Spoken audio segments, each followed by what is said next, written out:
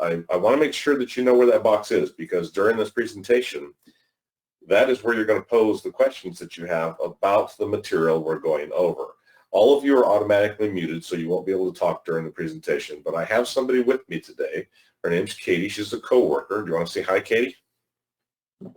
Yeah, good afternoon, everyone. Katie is also an instructor in our section, and she is manning that questions dialog box. And the purpose for her to do that is to answer your questions so that I can present the material. Periodically, she's going to come up with a question from one of you that needs to be read to the class, and she'll stop me, and we'll do that. But again, just ask your questions in that dialog box, and we should all be good.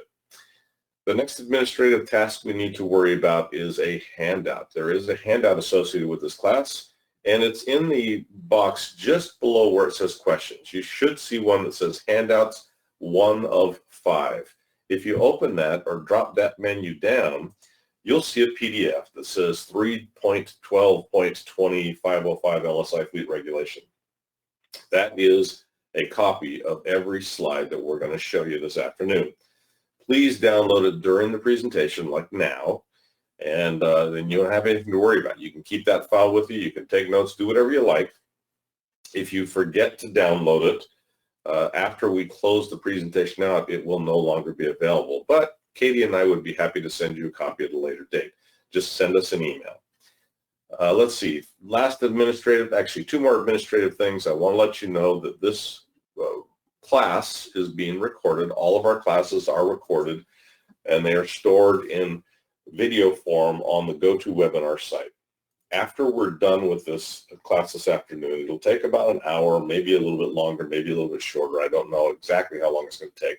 But the video file will be formatted, uploaded, and all good stuff to their site.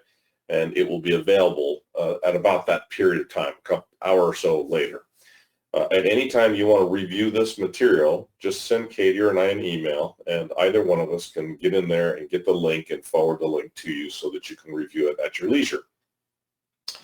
The final thing that I want to talk about administratively is the time we're going to spend this afternoon. This is actually a very short course compared to some of the other courses that we have. Most of our trainings can take anywhere from an hour and a half to 3.5 hours. And this one is an hour tops. So we should not be here for very long. I expect that we'll be done between 2 and 2:30. And unless you have a lot of questions, that's where we're going to be. All right, with that, let's find out what information I can give you today. This regulation has gone through, first of all, it's not a new regulation. It's been around since 1998. And it's gone through several iterations that were designed to improve the functionality of the rule and to change the coverage of the rule. So when it was first adopted in 1998, it was simply a manufacturer's requirement. What that means is we did not have any requirements for existing LSI equipment that people owned and were using. It was basically telling the manufacturers that they needed to clean up the equipment that they were going to sell in the future. And it stayed that way until 2006. It was amended in 2006 and then again in 2010. And in both those amendments, all we did was clean some of the language up, add a few more definitions. And then one of the final things that happened was that we added fleet requirements. That's where it comes into play, that if you have existing equipment, you have some responsibility to do something related to this rule. I'm going to get into those requirements shortly, but that's the whole timeline of this regulation up until 2016. Now in 2016, we went back into the rule for a very specific reason, because we had gone through all this work to make this regulation only to not require anybody to do any reporting or any labeling or any registration or anything like that. Now, you may not think that's a problem, but from an enforcement standpoint, that is a big problem, because what it means is that we have a rule that we have literally no ability to enforce. So we had to include requirements for labeling and record keeping, or not just record keeping, but reporting. That's what happened in 2016. So right now this regulation has fleet requirements, and it also has reporting and labeling requirements. Now we're at the point where we can actually enforce it when we are out in the field. That's the history. let's take a look at the applicability. First of all, it has not changed. We never changed the applicability of this rule. It applies to businesses, individuals, government agencies, all commercial use of this type of equipment, as long as you meet certain definitions. And that's what I'm going to go over, let's see here, right now. What kind of equipment are we talking about? So this rule actually covers mainly forklifts. Not just any forklift. We're talking about forklifts that don't run on diesel fuel. I'll cover that more in just a second, but that's the main element that is covered by this regulation. It also encapsulates three other categories, though. Industrial tow tractors, which I'll define momentarily, industrial sweeper scrubbers, again, I'll define that momentarily, and then equipment used for ground support at an airport. So when we look at all these four things that are on the screen, the regulation actually puts them into two basic categories. You're either a forklift or you're not a forklift. So the forklifts are in one category, all the other three are in the not forklift category. Well, it also does not apply to diesel engines. So if you have a forklift or a tow tractor or whatever that runs on diesel, you most likely fall under the off-road diesel vehicle limitation, not this one. This is for these type of vehicles that run on gasoline, propane, compressed natural gas, or any other type of fuel except diesel. This is very similar to automotive engines. That's why it's called large spark ignition, because whether you realize this or not, unless you're driving an electric, which has no spark, I mean, for petrol or fuel, spark ignition is the process that most gas engines work on. You have spark plugs, and they create the actual ignition point.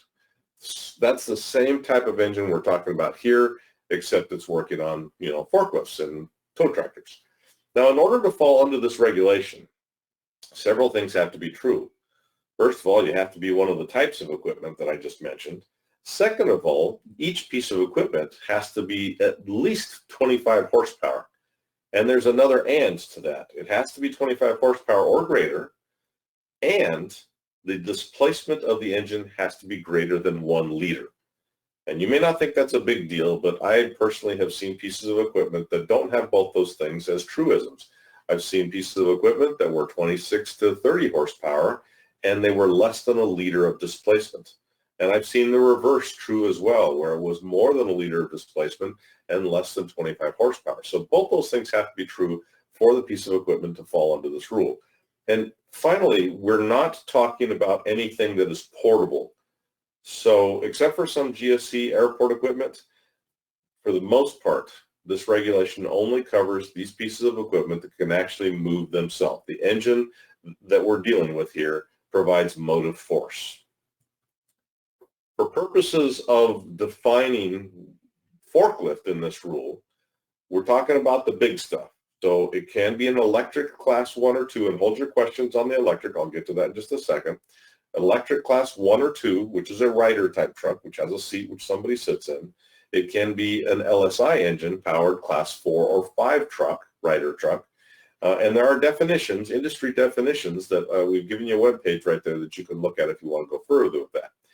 Forklift does not mean any of the small stuff. So we're not talking about anything, any electric class 3, which would be your pallet jacks, your walkies, your small stuff, okay? Stuff that you don't necessarily ride on. And specifically exempted in this rule are man lifts, scissor lifts, and bucket or boom lifts. So even though they may qualify as the 25 horsepower or 1 liter thing, because they are those type of equipment, they do not fall under this regulation. Here's some examples of stuff that are excluded. You would not believe how many calls we got when this rule was modified in 2016 for people who had warehouses full of these things, who were incredibly worried that they were going to have to start making these things comply. No, they're out. These are too small. You may be wondering at this point, I should go back one. Let's go back one. Why we're including electrics. Electric forklifts have no emissions. That is correct. Why would we then put electric forklifts or rider trucks or any of this equipment into a rule designed to reduce emissions when they have no emissions? Well, it's a two-sided coin here, because one side of the coin, we want more electrics. So without forcing people to buy electrics, we wanted to provide some incentive for people to opt for electric forklifts and tow tractors. So one way to do that would be to have you include your electrics in this rule so that you can use them to help drive your emission average down, because this rule is based on having a total fleet emission average. And every time one of your pieces of equipment is electric, in the calculation, you get a zero because there's zero emissions. So that would make your average less. That's why they're included in this for those two reasons. So anyway, there's the stuff that's excluded again. Let's talk about the other types of equipment that I mentioned. First would be a tow tractor, and this would be non-GSE, which no ground support equipment. Industrial tow tractor it's basically a forklift without forks. It does the same kind of work as a forklift does. It is similar in size and in capacity to tow, but it doesn't have forks and it does not lift. It basically has a knob on the back, a trailer where you can put something on it and it will actually tow it, push or pull it. It's designed primarily to push or pull non-powered trucks, trailers, or other stuff. These are commonly referred to as tow motors or even tugs. Now, the one you're looking at on that picture right there is specific to an airport, because I know, or at least I believe, anybody who's ever been on an airplane and looked out the window when they were getting ready to take off has seen one of these units. They use the specific kind of equipment to push the planes back from the gates. So that's what we're talking about for a tow tractor. We're also, I want to make sure you understand that there are some additional kinds of equipment that could fall under this. I've given you three types of equipment in the pictures here. One's an industrial tractor. That actually looks a lot like a forklift. It's included because it is a tow tractor and meets all the rest of the conditions. The one in the center, straddle carrier, that's an interesting piece of equipment, because if you look at just the definitions that I've already given you, it would be able to fall under the definition. So initially you might think that that is a tow tractor covered by this regulation. However, it's performing a specific function of hauling containers at a port. So there is a separate regulation that deals with cargo handling equipment, and that was put in place prior to this LSI regulation.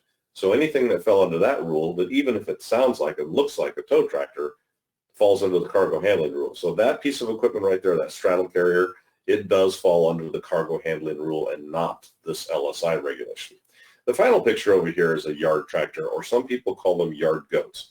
That piece of equipment is actually one that's specifically designed as an off-road unit for use as a yard tractor, where it never leaves the yard, just lifts things and moves them around the yard. A lot of times you'll see retired long-haul semi-tractors that are used for this purpose as well. And you might think that because they're also called yard goats that they'd be under this regulation. And that is the confusing part, because they were originally designed as on-road pieces of equipment. And because they were designed that way and certified that way, even if they're not used for that purpose, they still fall under on-road regulation. So we have to be a little careful. Was the engine designed for off-road or on-road? What's the purpose of it before we can tell you where it fits? These kind of tractors can be electric, or they can be LSI, internal combustion engines. The tires can be pneumatic or solid. They're used sometimes for very special purposes. And as I said before, they pull or carry things. They do not actually lift things. A sweeper scrubber is also kind of an interesting beast, because I like to refer to these things as concrete Zambonis. And if any of you know what a Zamboni is, good for you. You've watched ice hockey or ice skating. You know that that's the machine they bring on between sections that smooths out the ice. Well, these sweeper scrubbers look just like those things. The only difference is these more often are vacuums or sweepers, because what these are used for is to clean concrete. And they use them oftentimes in warehouse situations where they're cleaning up the aisles or cleaning up everything around them. You may have seen some of these units being used that were pull behind or push behind. And think back to the definition I gave you a few minutes ago about 25 horsepower or greater than 1 liter displacement. Anything that you can just walk behind and push it around is not going to be big enough to fall under this rule. It is only the ones that are rider units. Finally, we have to deal with the airport ground support equipment. This actually created a substantial issue for our group, or the group that was managing this regulation, because if you go to an airport from an enforcement standpoint, at least for air pollution, they have so many different pieces of equipment that almost don't exist anywhere else, and they almost aren't used for any other purpose but for managing the airport traffic. So these are very specialized, but they come in a lot of different flavors.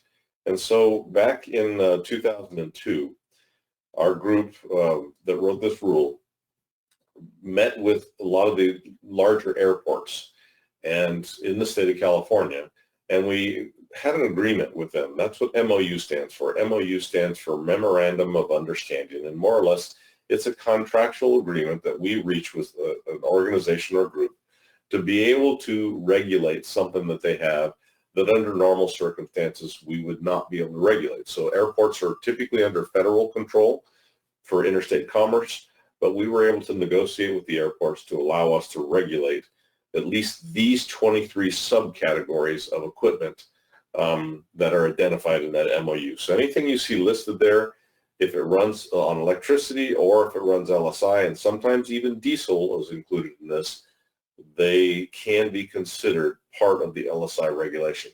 Having said that, I do want to say one more thing about the diesel, because this has been a prevalent issue of late, and that is that a few of the trucks that you'll find on airports, namely the fuel trucks and some of the water trucks that they use, they were built with on-road engines, and they are something that can be registered through DMV.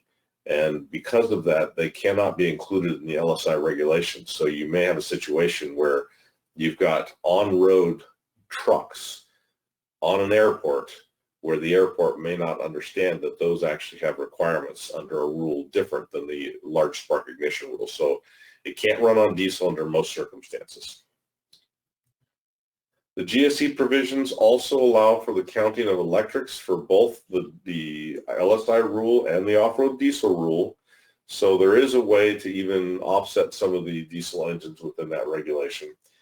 And they can be counted towards off-road diesel vehicle regulation as well. So if you have these, this can get extremely confusing. And I'm probably explaining it in a horrible manner. But I will tell you, we do have program staff that focus on this, and whether they like it or not, they are the experts on this stuff. So if you have problems in this area, I or Katie are probably going to try and answer your questions first, but then we're most likely going to refer you to the people that are part of the group that manages this rule and the reporting system.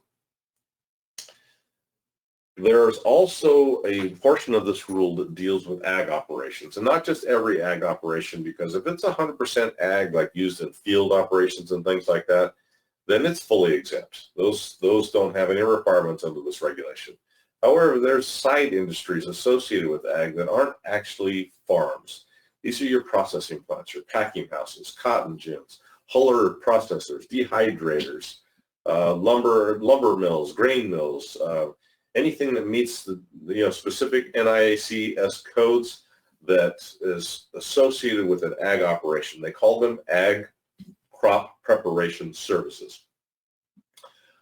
Without going into a long, drawn-out discussion of the language in the rule and what the requirements are, I'm just going to tell you straight up that if you have any LSI equipment working at one of these facilities, it's exempt. The way the regulation language is written, it's practically impossible for someone from a regulatory agency like ours to enforce anything on that equipment. So we typically just consider them to be exempt. Here's some definitions I wanted to throw in just to give you an idea what ag is under this rule.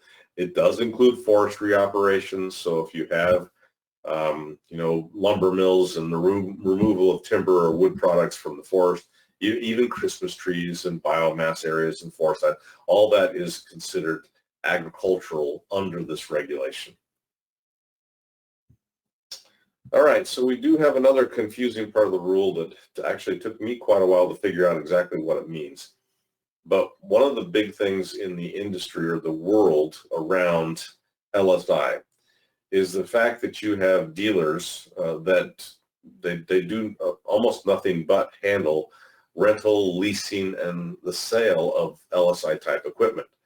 And the question for us is, are we going to require them to put their equipment under this regulation? Are we going to require them to have a fleet average? And during the rulemaking process, they participated in it and gave us very good reason to make sure we had carve-outs, if you will, for them in this rule. They're still part of the regulation, but here's the deal. When you look at somebody that's owning and operating an equipment dealer for LSI equipment, they have in the rule, as defined right here, they have two fleets or two types of equipment. They have something called service equipment, which is used to support the operation. It's actually used to lift and move things on their facility to make sure they run properly. And then you've got operational equipment, which is their rental, lease, and sale fleet. Now, obviously, it's possible that some of the equipment goes back and forth. You may have a unit or two or three or a dozen that is part of your operations, which means it is for rent, it is for sale, it is for lease. However, periodically, you might use it for service, to service the industry. There is a blanket exemption for equipment dealers as long as they don't use the piece of equipment more than 50 hours per year to service their facility. So just their operational equipment is all exempt under this rule. That means they do not have to report it, they do not have to label it, they don't have to do anything with it unless they use it more than 50% of the time or 50 hours per year to support the rental company. If they do that, then yes, those pieces of equipment are ones that have to be reported and labeled. You can see, most of you probably already figured out, that because that exclusion is in there, a lot of these companies make sure that they do not have enough equipment that meets those standards so that they don't have to do anything. And that's pretty smart on their side of the aisle there, but that's the way the language is written, and it works for us and it works for them. So yeah, if you have questions, this is actually very confusing, but that's generally, I'm going to tell you that equipment dealers are exempt because of the way this language is written. There is one additional thing I'd like to say about the equipment dealers, though, and that is that, you know, I have worked with several equipment dealers across the state for this kind of equipment, and by and large, what I have found is that many of them do register and label all of their units, and they don't do it because they have to. They do it because it's a customer service. And that is to say that it can be difficult to register and label these units, but if you're going to go lease a unit or buy a unit and it's already done, well, that's one step that they've taken for you that may make it more likely that you want to go to them more often. So a lot of them do that anyway just because they're trying to help business. All right, we do have some exemptions under this rule, though, and this can actually help a lot of you in the audience out depending on what size fleet you have. Because all small fleets are exempt under this rule. And small fleet under this rule is defined as having 3 or fewer forklifts and or 3 or fewer pieces of non-forklift equipment. Remember, the non-forklift is your tow tractors, your scrubbers, and anything GSC, right? So that means, because it says and or, that you could theoretically have 3 forklifts and 3 tow tractors, 6 pieces of equipment, and you would still be exempt because of the way this is worded. You are still considered a small fleet. It's also possible that you have 4 forklifts and 2 tow tractors. You still have 6 pieces of equipment, but because you have more than 3 in one of the categories, your forklifts fall into this rule. Your tow tractors would not, because you have 3 or less, but you have more than 3 forklifts, so you have basically a requirement on them. Hopefully everybody, that was clear enough, because that is, you know, one thing that confuses people. Do I have to do anything? Well, if you have 3 or fewer of either of these categories, that category is exempt. I will also tell you that this is where electrics can be an issue, because if you have 4 pieces of equipment, 3 of them are one of them is LSI, and 3 of them are electric, I can guarantee you that you are in compliance with this rule. Problem is that we count the electrics, so you do have to report and label because you have more than 3. All right. So rental and lease equipment, let's get back to that for just a little bit because we've already talked about the dealership side of it, but what about your side where you're actually renting or leasing a piece of equipment from somebody? Do you have to include it in your fleet when you do this? And the answer is yes, maybe. It depends on how long you have it. If you've rented or leased a piece of equipment for 30 or fewer aggregate days in a year, then it's a no. You don't have any requirement to report it, label it, or do anything with it because you have not had it long enough for it to fall under this regulation. If you keep it 31 days or more and that's aggregated over an entire year, then yes, that is part of your fleet as long as you have it in operation. There's another interesting part about that because there are lots of dealerships that work on open-ended contracts with their customers where a customer may need a forklift or a tow tractor or some piece of equipment for just a few days. So they call them up and they send a purchase order in and they get that piece of equipment for just a few days.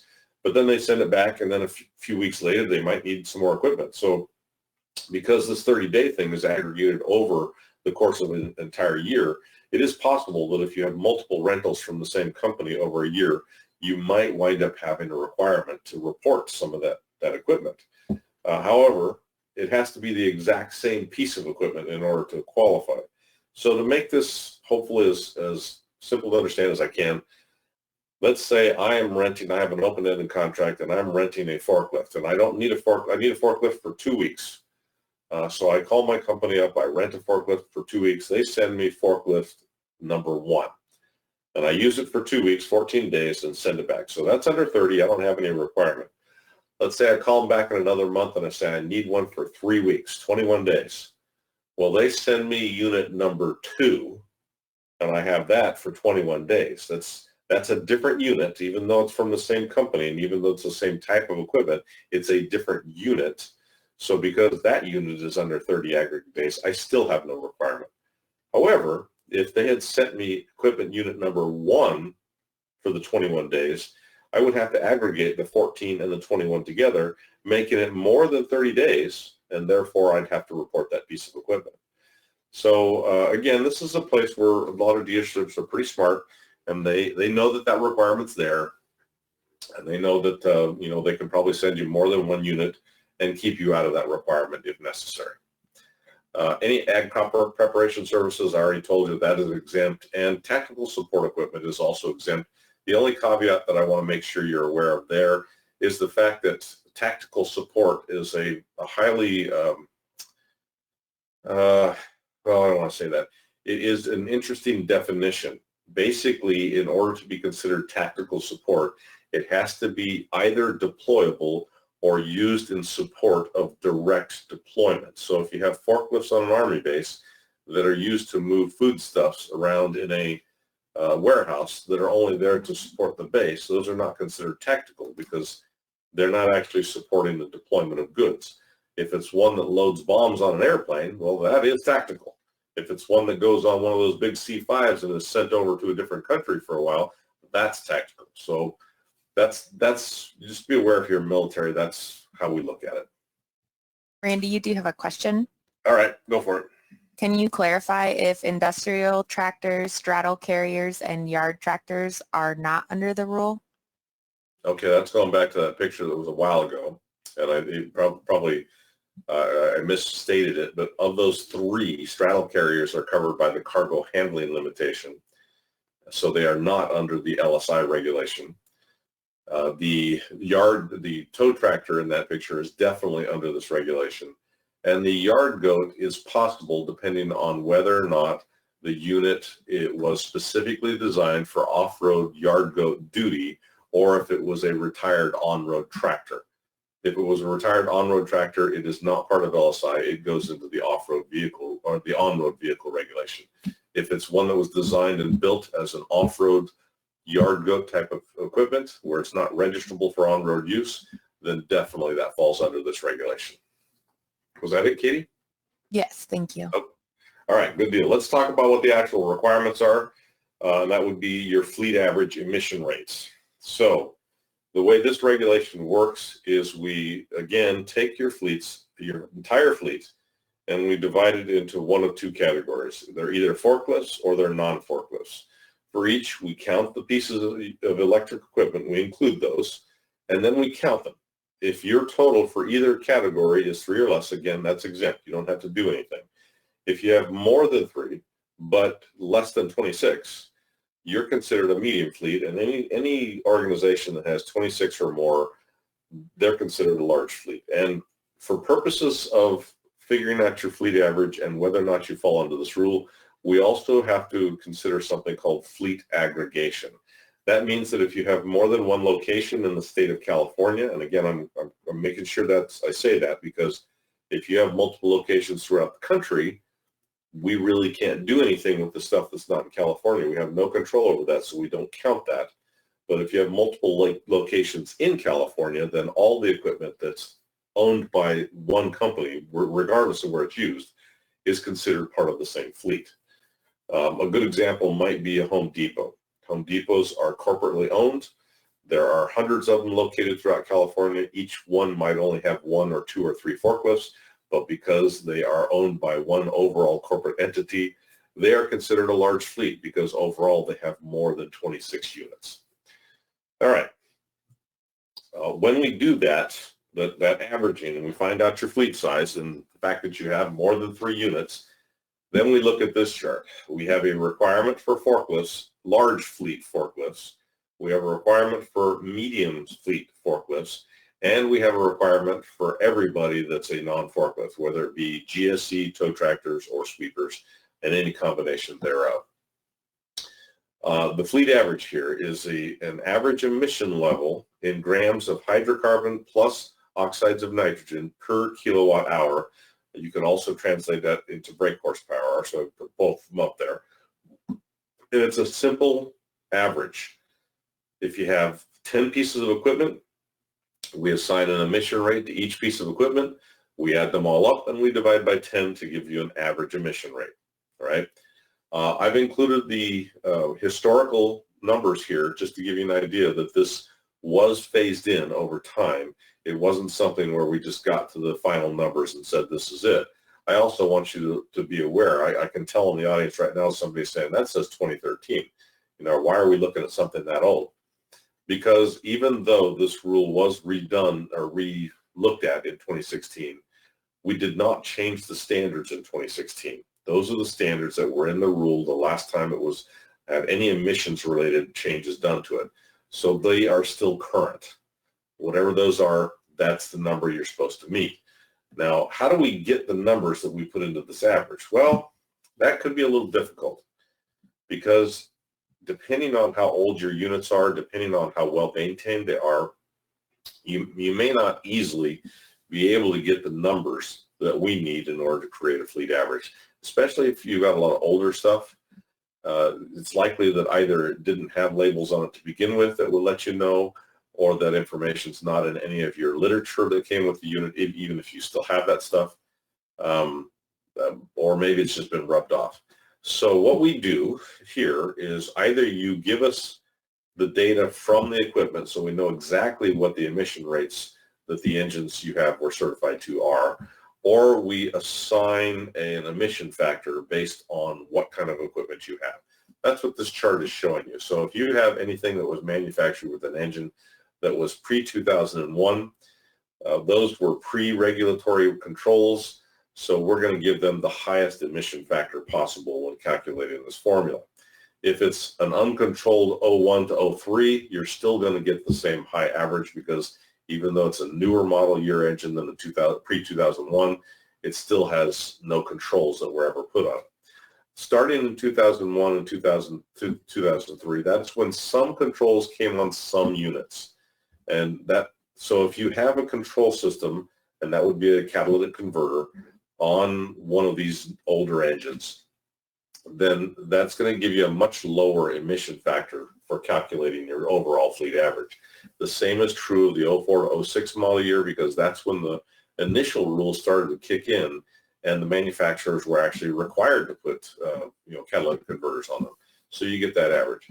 Any engine manufactured to 2007 or newer standard, the emission rates are extremely low compared to prior equipment, and usually the labels are much more prevalent and easy to get the information. Speaking of labels, let's take a quick look at 3 examples of what some of the labels may look like. In this case, and I apologize for the clarity, it's extremely difficult to get images sometimes of older units. This one right here is a 2001. You can see it says that, but you can also see that I've highlighted some text on there where it says non-compliant. So this is a 2001 non-compliant LSI engine. That means it's going to get the highest factor, emission factor, that we can put in there, which if you go back one slide was 16 grams per kilowatt hour or 12 grams per brake horsepower hour. All right, let's look at the next label. This is also a 2001 engine, much better label, but you can also see in this text that it does conform to regulations, and it also shows here that there is an emission control system. It says emission control TWC CARB/O2S. All right, that is a 3-way catalyst, CARB certified with an O2 sensor. That's what O2S stands for. So this unit would get the 4 grams per kilowatt hour. And then finally, we have a nice, easy to read one. This is a 2007. You can see it right there at the top or middle kind of thing where it says this engine conforms to 2007 emission standards. And then right on the label, it actually gives you the emission factors that we're going to use. This one is 0.8 grams per kilowatt hour. So when we calculate the formula for your overall fleet average, that's the number we'll use for this equipment. And as I said before, if it's electric, you're not going to get 16, you're not going to get 4, you're not going to get 0.8, you're going to get a big fat 0 for that equipment, which means it's going to drive your average down, right? One of the questions that comes up periodically is that, I have people who say, I've got a warehouse with 100 or 200 or 300 units, and half of them are so old we don't know even who manufactured the engine.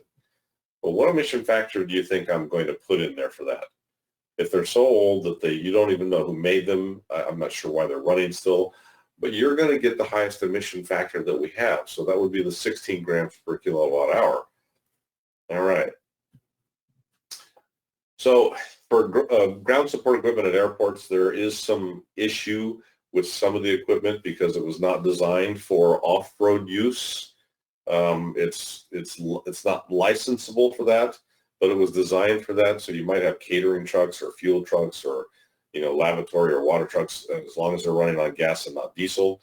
So we have to create emission factors to use in this formula, depending on the model year, whatever engine that is. So on this page, you've got some default emission factors that are used to make those calculations if you have that kind of equipment. There are some exclusions that you might be able to take advantage of. One of them we've already talked about. 2 of them I'll spend a little bit more time with. The first exclusion that you can use if you have a lot of older equipment is to limit the use of that equipment to less than 200 hours per calendar year. And since you report once per year, it's actually going to be based on the previous calendar year. But in any case, as long as you can keep its use under 200 hours, that equipment is exempt from having to have anything done, and it is not used to calculate your average. If you decide you want to do that, you do have to report that it's low use, and you have to monitor the hours, which means there has to be an hour meter on the engine.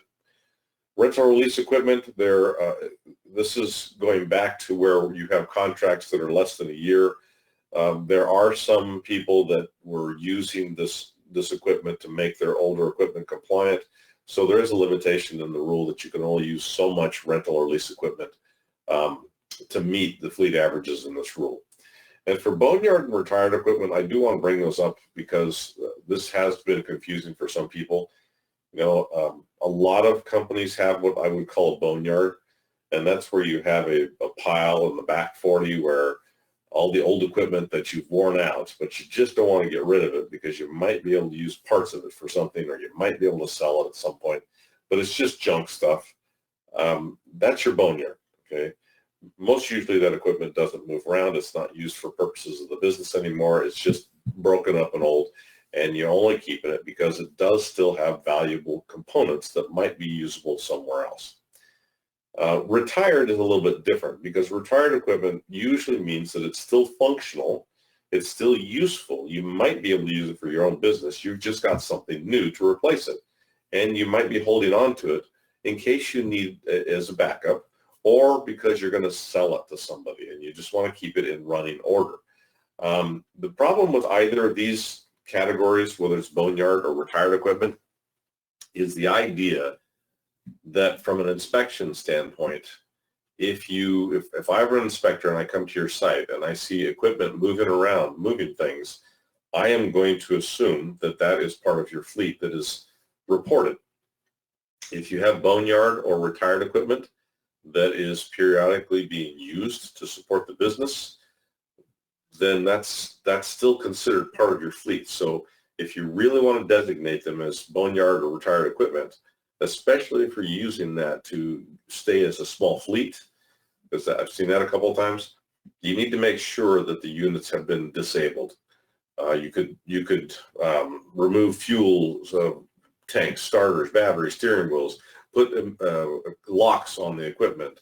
Obviously, if it's just junk sitting there, then in different pieces, we know that that's just scrap or spare parts.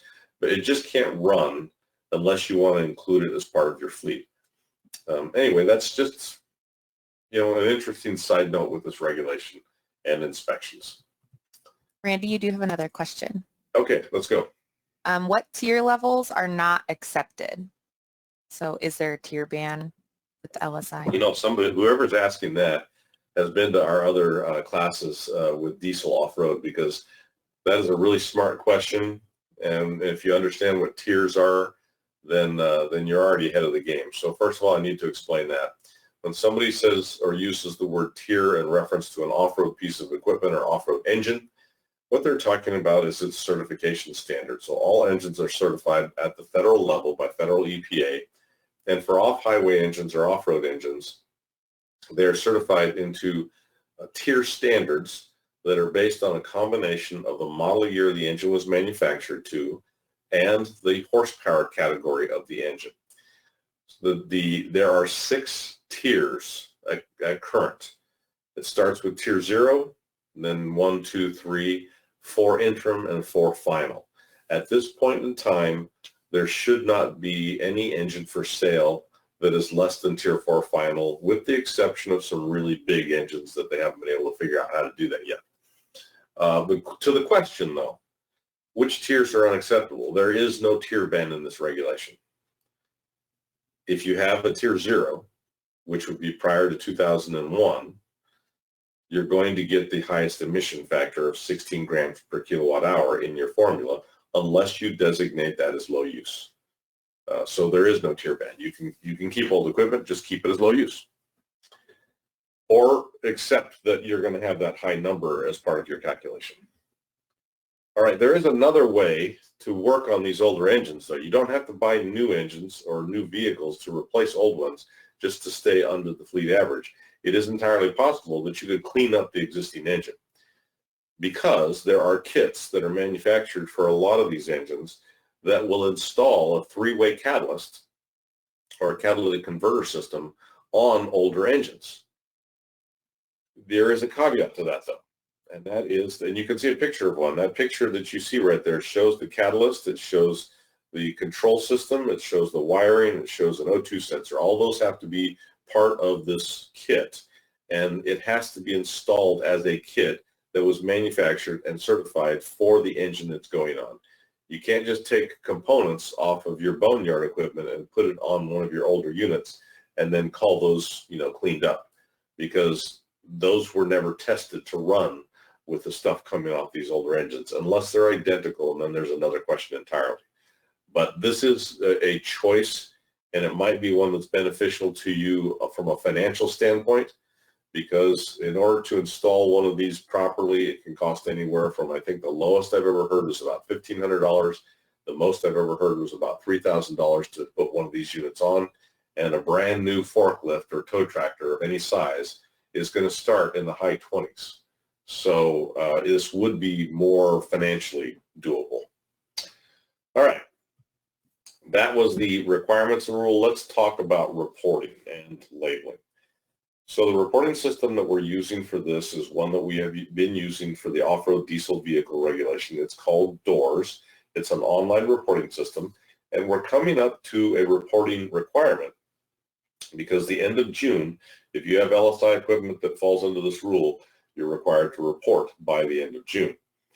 We also want you to report any changes to your fleet within 30 days of that change. So even the annual reporting is the end of June, June 30th by each year, but you could have interim reporting if you make changes. The annual reporting is just what's called an attestation that is similar to the off-road vehicle, diesel vehicle rule attestation or ROAR form. You would also need to require or need to report hours on anything you're doing as low use or specialty. And there's no staggering schedule as far as reporting is concerned based on different fleet sizes. All fleets, medium and large, have to report by June 30th. All right, what kind of vehicles do we want in this reporting system? Well, obviously we only want the vehicles that are actually subject to the rule, so including the electrics. And you want to include the electrics again because that will keep your fleet average down. But remember, you have to have more than 3. So if you have 3 or fewer, then it doesn't actually have a requirement to report. We also need you to report low-use vehicles because if you're making the assumption that the low use does count as a vehicle, so if you have 3 vehicles that you use more than 200 hours and 1 vehicle that you use less than 200 hours, you have 4 pieces of equipment. So you're part of the rule. You're just taking the 1 out of your fleet average calculation. Specialty equipment is that's something I really have not understood that well in my entire career at ARB because it has to be something that gets designated that way by working through the off-road group to determine what it is about your equipment that makes it exempt from this rule by calling it specialty. All right, the rest of that's pretty self-explanatory. So let's get on to what information we need. If you're going to report, the kind of information we need from you will be who you are, what kind of equipment you have, all the equipment that you have that falls under the rule, LSI engines, remember, no diesel, all your zero-emission equipment, and any engines that you've put those retrofitted systems on if you've done that. That also needs, if you want to take advantage of the emission reduction of the filtration system that you're putting on the catalyst system, then you need to report and tell us what it is. Otherwise, you won't get the benefit of having done that, at least not from a regulatory standpoint. If you need more information, we do have a very good resource here for you. It's called the Off-Road Zone. There's the web address right there. It actually functions as a resource for off-road diesel, large spark ignition, which we're talking about now, and portable equipment. So it is a place where you can get lots of good information. You can go there and log into DOORS. Now, let me go back one. So if you look at this picture right here, this is the landing page for the off-road zone. At the very top right-hand side, you can see a little box in orange that says DOORS, and it has the picture of a mouse. So if you click on that, it's going to take you directly to the reporting system. You can also get to the reporting system under DOORS resources. So you see that link right there. All right. When you hit DOORS, oh, this is the resource page right here. When you go to the resource page, it's going to give you these 3 links. First of all, you can subscribe to emails here to get information about the program, but you can log into your DOORS account. You can request training or look at recorded webinars and videos, or you could look at some forms and advisories to give you information on the reporting. This is the actual portal for logging into DOORS. This is where you can create an account, you can log into your existing account, or you can recover information, login information, as long as you meet certain conditions. So those are all here. You also have some reporting guides that are available to you as well on this page. Once you log in, though, you're going to find it looks something like this. Now remember, I told you earlier that this reporting system, DOORS, is also used for the off-road diesel vehicle regulation. So we had to do some color coding here to make sure you would be aware of which fleets are which. In this case, the color coding works as light green is going to be for off-road Anything in that bluish cyan color is for LSI. And if you look at the fleet name that we have here, fleet company name, the actual name of the fleet or company is a link that will take you to that particular set of information. So let's say we click on Test 57 Fleet for LSI. It's going to take us here, and what that is it's going to give us a listing of all the units that we have reported. It's also going to give us some drop-down menus so that we can go to the doors home, we can go to the message center, we can enter our owner information, we can add equipment. That's what the equipment one is for. And then we can also look at compliance snapshot, which I'll show you in just a minute. So all these things are when you first log in and go to where that fleet actually is. Your compliance snapshot.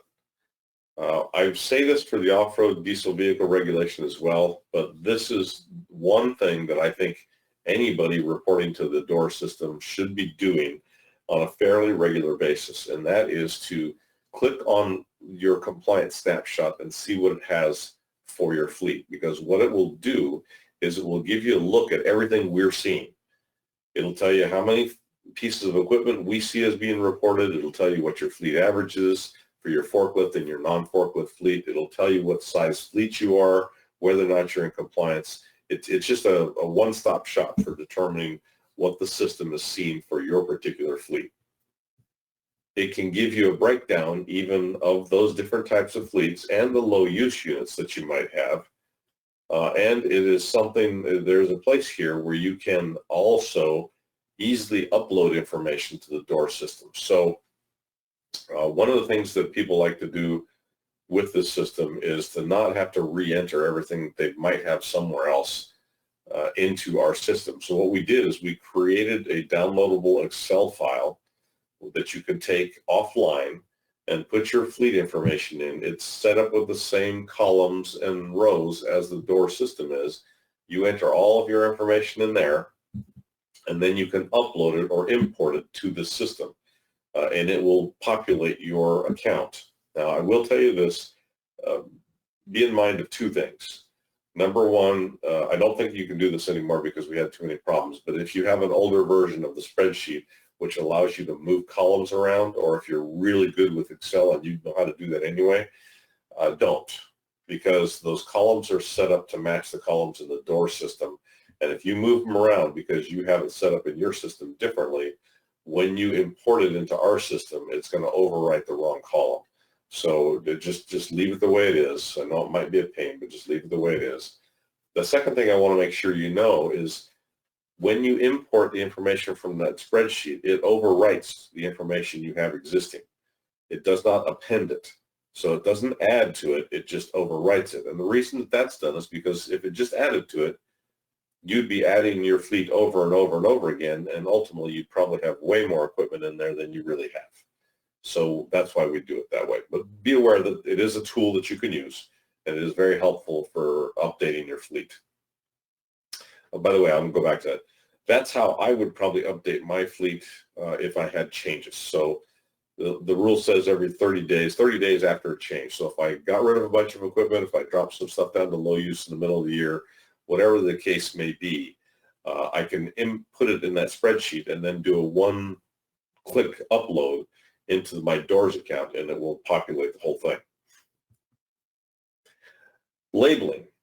So one of the reasons that we're here today and we're teaching this class is because aside from reporting, the 2016 modification of this rule made it a requirement to put a label somewhere on each of the LSI units that you have reported.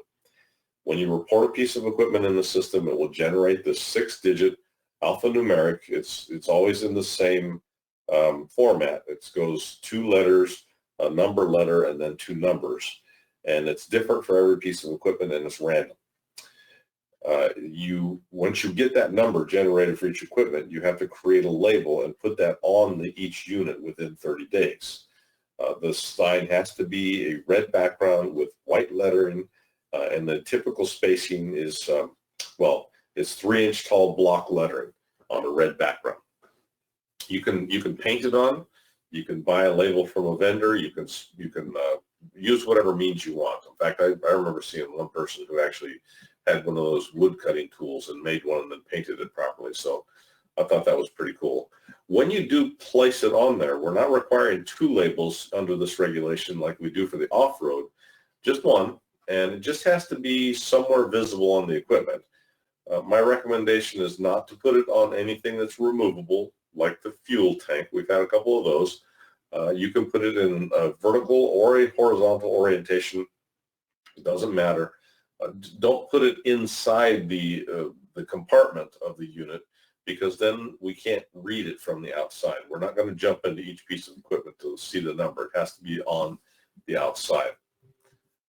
What kind of changes are you required to report within 30 days? Well, if you sold anything, retired anything, made something low use, you enter the dates that you did all these things, send the existing records to the new owner if you're transferring it to somebody, especially if they're going to operate that unit in the state of California, and do not take the labels off, because the EIN number, the equipment identification number, that stays with the piece of equipment for the life of that equipment. So we don't want the person getting it from you to generate a new label. That just will create all kinds of havoc with the reporting system. Record keeping, this rule does require you to maintain records of all your equipment for 5 years. So even if you've gotten rid of something, you have to maintain that record for up to 5 years. No longer are we requesting or asking for fuel quality records, and this rule has always allowed for, and this is different than some of our other regulations, it's always allowed for the ability to have the reporting record keeper information at a centralized facility. Normally we want the records to be somewhere where the unit is being used. But in this case, because we're generally going to be in a warehouse situation and you may not have the records at each warehouse, we're perfectly comfortable with having them in a centralized office facility, as long as we can get records we need within a reasonable period of time. But what is reasonable? Well, 5 to 10 business days is what our enforcement division usually asks for. All right. Speaking of enforcement, when the rule was authorized by EPA back in 2012, that's when we were first granted the authority to enforce this rule.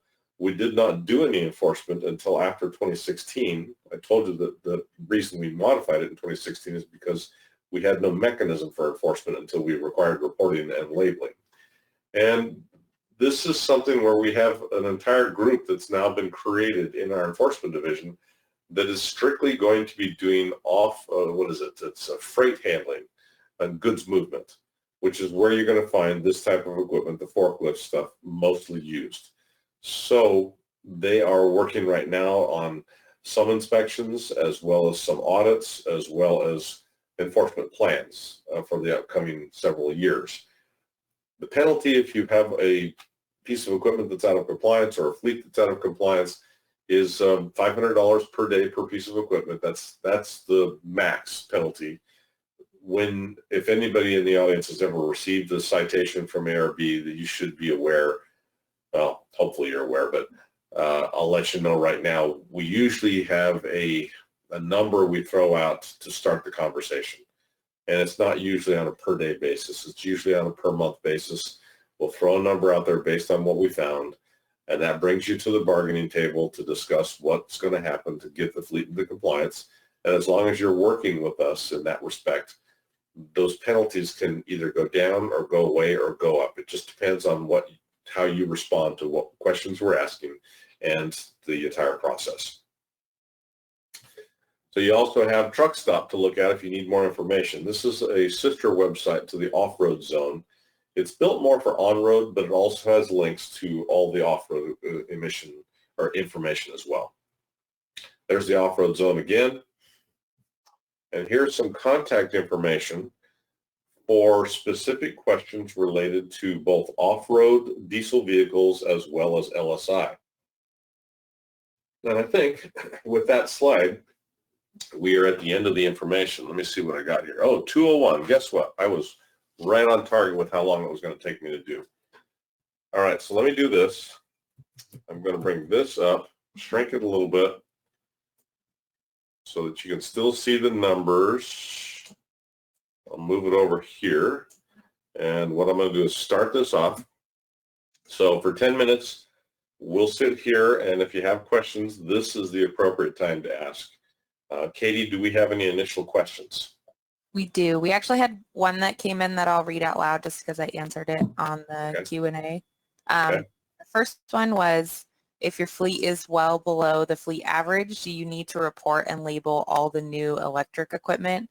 And the answer is no. So you only have to report as many electric pieces of equipment to be compliant with the emission limit. And then once you've reached that, you actually don't have to report the extra one. So if you have hundreds of electric forklifts and one natural gas or propane, then you don't have to, report all 100 of the electric.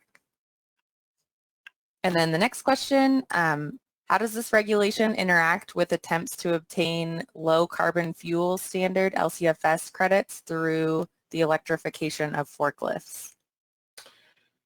That is a question that's actually, it's kind of funny because I just had another question about LCFS and somebody who's trying to open up a hydrogen plant or a hydrogen fueling facility down in the Palm Springs area and wants to get credits. I am not an expert on that. I don't really have that much connection to how the LCFS program works. So I don't really know how to answer your question, although I will tell you that I do have a contact that we can email to you that is working in that particular program. So I apologize for not being able to answer, but that's not one of my areas of expertise. And then the next question is electric ground support equipment. Can it be entered into off-road and LSI? So is there a way to get credit on both of those regulations? I believe the answer is yes. That was one of the slides that I showed a little bit earlier. The GSC has some special provisions and abilities for using electric for a couple different credits within the regulations. You're going to have to talk to and work with some of the staff people in the off-road implementation group in order to get that to happen. I don't think that's something that you can actually do on your own in the reporting system. So call the DOORS hotline, tell them what you want to do, and then they will connect you to somebody that can actually walk through and make sure it happens. And for the electric equipment in the off-road diesel regulation, it does have to be a direct replacement in order for you to get credit. That's good. All right. Is that it with the questions? No, we have more. Oh, okay, go. So they're coming in exactly as we answer them. It's great pace. Okay, so this one says, at my job, we use multiple electric golf carts for transportation across the site. Would those be required to report as LSI? The answer is no, because they're not forklifts or tow tractors. Unless you have a hitch on one of them and you use it specifically to move stuff around like a tow tractor, then the answer is no. The golf carts were never designed to be part of this regulation.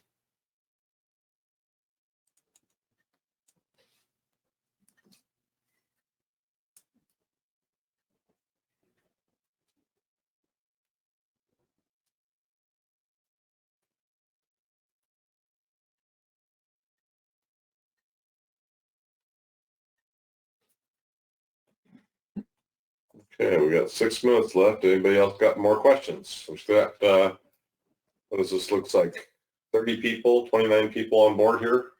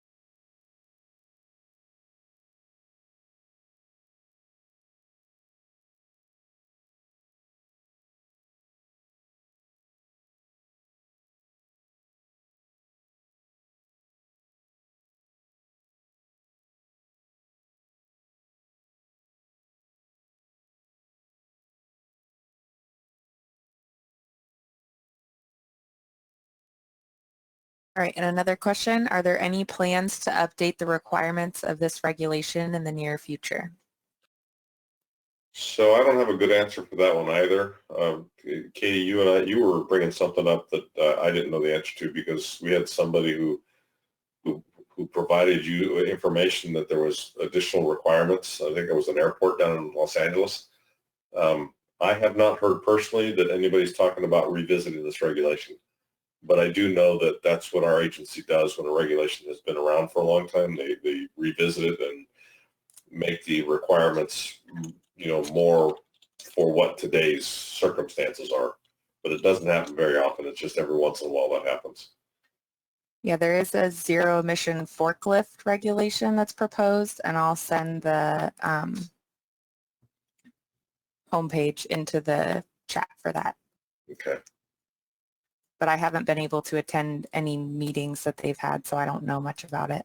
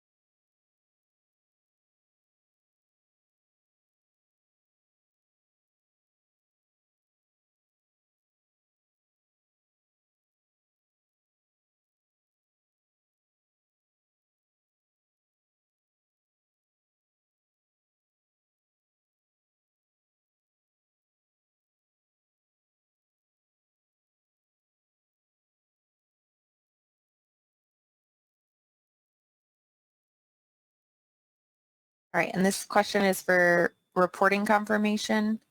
So they're wondering if the fleet total for all California locations under the same headquarters is counted as one fleet. That's another good question. My opinion is yes. The only way that that's not true, in my opinion, is if you've been able to somehow have the fleets independently report.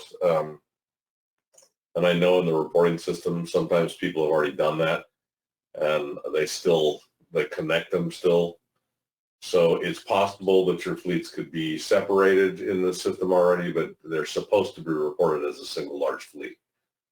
Um, I've had several questions go to the staff there where they work with it on both sides. Ultimately, you're still counted as a single fleet. Yeah, as long as if it's separate locations that are reported, as long as they're linked as a parent fleet, then it still will do the calculations the same way. So it should be fine that way too. Yeah.